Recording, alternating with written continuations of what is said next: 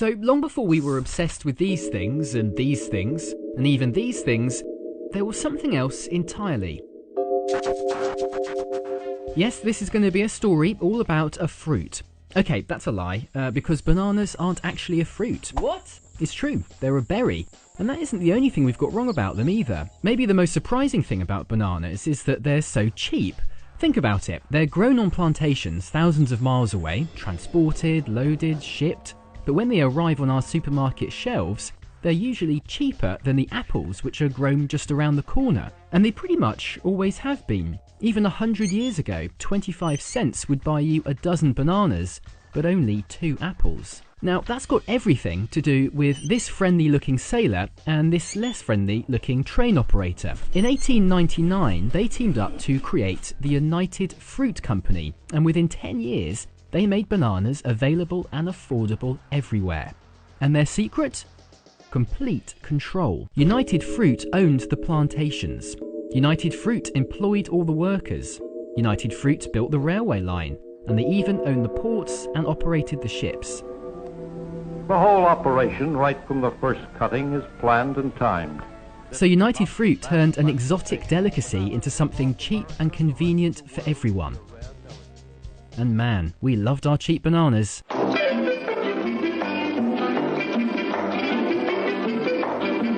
I'm Chiquita Banana, and I've come to say bananas have to ripen in a certain way, and when they're flecked with brown and have a golden hue, bananas taste the best and are the best for you. Bananas are a solid food that doctors now include in baby's diet, and since they are so good for baby, I think we all should try it. Oh! See. Long before these came along, the banana proved our appetite for all that is cheap and convenient. But the story of the banana also comes with a warning.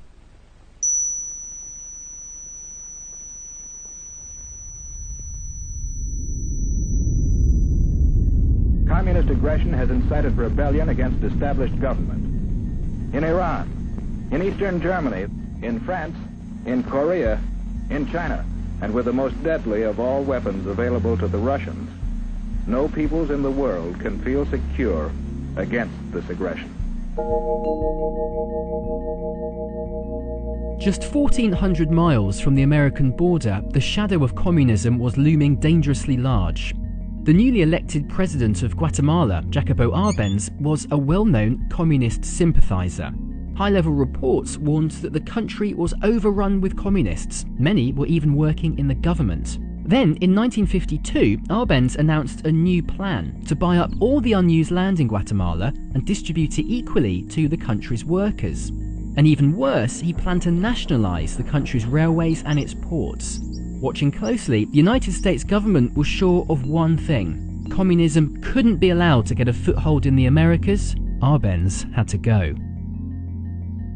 So in 1953, President Eisenhower ordered his Secretary of State, John Foster Dulles, to fix the problem. So he spoke to his brother, Alan Dulles, the head of the CIA, and together they came up with a secret mission to depose the Guatemalan president. Now, this was a dangerous idea, okay, to remove a democratically elected president from someone else's country and do it without getting caught. Did the Dulles brothers think they could pull it off? They must have done. They called it Operation Success. Here is the CIA guide to removing a democratically elected president in 6 weeks without anyone knowing it was you. Step 1. Set up a radio station in Miami, Florida, but tell everyone that you're based in the Guatemalan jungle. Step 2. Assemble a ragtag group of 100 or so mercenaries and stash them on the border. Step 3. Announce on the radio that an army of thousands of well-trained soldiers has just invaded the country, even though they haven't. Step 4. Send a few light aircraft to strafe the capital city and scare everyone into running away. Step 5. Keep up the radio broadcasts and announce that your made-up army is marching towards the capital. And Step 6. Sit back and wait for your man to break. Just a few days later, on the 28th of June 1954, Jacobo Arbenz resigned and fled from an army that never even existed.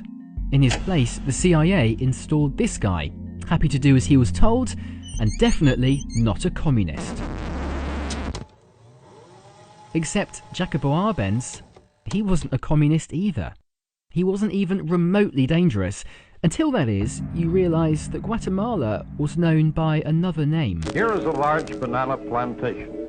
It is our first introduction to why this rich area is called Banana Land. Banana Land. Banana Land. Banana Land. Banana Land. The stories that the country was overrun with communists were completely made up, all part of a big PR campaign paid for by United Fruit.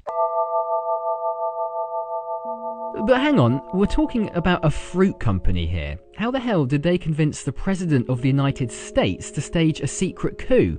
Well, it turns out it's pretty easy actually, if the Secretary of State and the head of the CIA used to be your company lawyers. Castillo Armas did as he was told and gave United Fruit all their land back. And so the bananas kept on coming, as convenient as ever and still cheaper than apples. The operation to remove Arbenz was remarkably quick and clean, but the 36-year civil war that it started was not.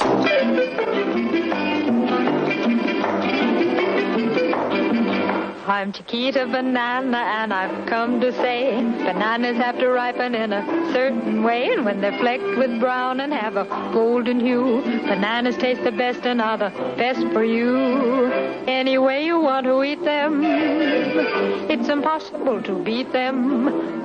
Bananas are a solid food that doctors now include in baby's diet, and since they are so good for baby, I think we all should try it.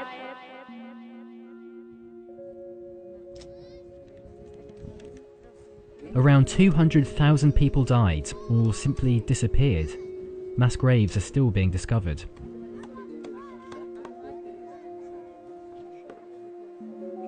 Today we're in love with cheap convenience more than ever. But usually, someone, somewhere, pays the price.